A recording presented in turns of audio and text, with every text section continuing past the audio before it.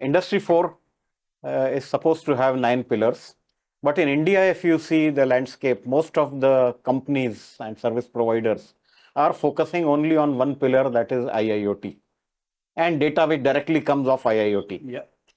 So don't you think that unless there is a uniform growth in all the 9 pillars, there will be some kind of lopsidedness in what we get into? It's bound to be, but there are two things which are going to happen here. And that's why I say Industry 4.0 is a term that we can keep away for a while.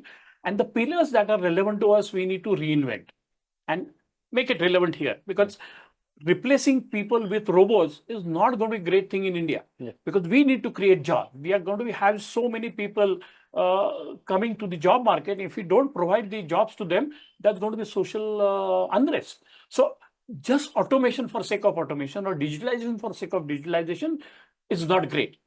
I mean, what happened with the toll stations? It's a great technology step. It has plugged a lot of loopholes, but it's taken away jobs. Yeah. I mean, if toll stations don't need a person there, you're taking away at least 10 jobs per toll station. What is the overall impact?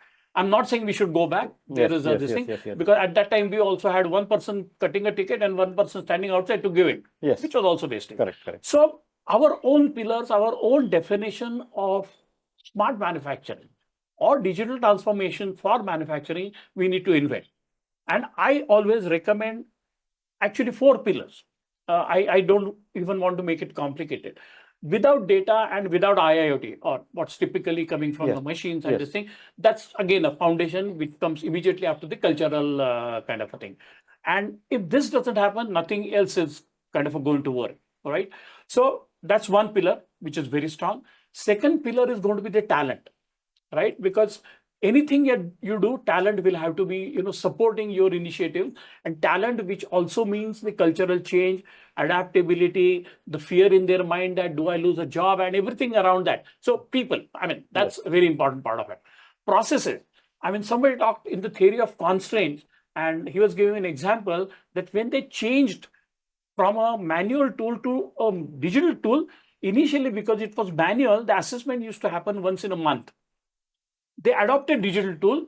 Now they could do assessment once a day also, or every day, but they still continue to do assessment once in a month. So you're not taking benefit of the digital by going digital. So your processes, your people have to move with the technology. The additional advantages, capability that you are going to get access to have to be leveraged. So there's going to be a mindset change again there. And the fourth important thing from my perspective is the company culture. Not people, not just this thing, but a company culture from top, that I want to push digital because it benefits the company. It gives me competitive advantage. It makes work environment more safe.